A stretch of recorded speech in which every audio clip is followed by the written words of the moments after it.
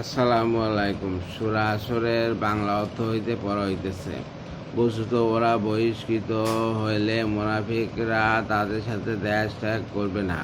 ওরা সংগ্রাম করলে এরা ওদের সাহায্য করতে এলেও পৃষ্ঠ প্রদর্শন করবে, অথবা তারা কোনো সাহায্যই পাবে না।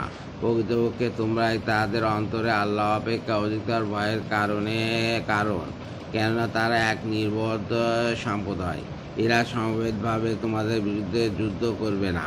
সুরক্ষিত জনপদ, দুর্গ, প্রাচীরের অন্তরালে ছাড়া তাদের পারস্পরিক যুদ্ধই প্রচণ্ড হয়ে থাকে। তুমি মনে করো ওরা ঐক্যবদ্ধ, কিন্তু ওদের মনে মিল নেই, কেননা এরা এক নির্বোধ সম্প্রদায়। এদের তুলনায় এদের পূর্বে যারা নিজেদের কর্মের শাস্তি আস্বাদন করেছে এদের জন্য রয়েছে মর্মান্তিক শাস্তি। এদের তুলনা শয়তান, যে মানুষকে বলে কাফের হও, পরে যখন সে কাফের হয় শয়তান তখন বলে তোমার সাথে আমার কোনো সম্পর্ক নেই, আমি ভয় করি বিশ্বের রব আল্লাহকে। ফলে কাফের ও মুনাফিক উভয়ের পরিণাম হবে জাহান্নামে, সেখানে এরা স্থায়ী হবে। এইটি জালিমদের কর্মফল। এ বিশ্বাসীগণ, আল্লাহকে ভয় করো।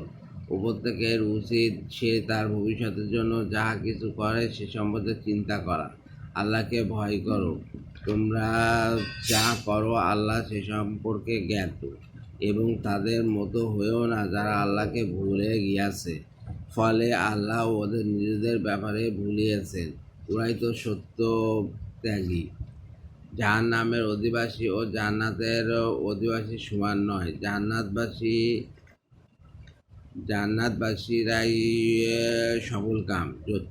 যদি আমি এই কোরআন পর্বতের উপর অবতীর্ণ করতাম, তবে নিশ্চয়ই তুমি দেখতে তা নত হয়ে আল্লাহর ভয়ে বিদীর্ণ হয়ে গিয়েছে। আমি এই সমস্ত দৃষ্টান্ত মানুষের উপস্থিত করেছি যাতে তারা চিন্তা করে। ভাই, তিনি আল্লাহ, তিনি ব্যতীত কোনো উপাস্য নেই। তিনি অদৃশ্য দৃশ্যের পরিজ্ঞা, তিনি দয়াময়, পরম দয়ালু। তিনি আল্লাহ, তিনি ব্যতীত কোনো উপাস্য নেই। তিনি একমাত্র রাজা, তিনি পবিত্র, তিনি শান্তিদাতা, নিরাপত্তাদাতা, রক্ষক, পরাক্রম, প্রবল, মহিমান্বিত। ওরা যাকে অংশীদার করে আল্লাহ তা হতে পবিত্র। তিনি আল্লাহ স্রষ্টা, সঠিক নির্মাতা, অকৃতিদাতা। উত্তম নামসমূহ তারই। আকাশমণ্ডলী ও পৃথিবীতে যা কিছু আছে সমস্ত তার পবিত্রতা ঘোষণা করে। তিনি পরাক্রমশালী ও প্রজ্ঞাময়।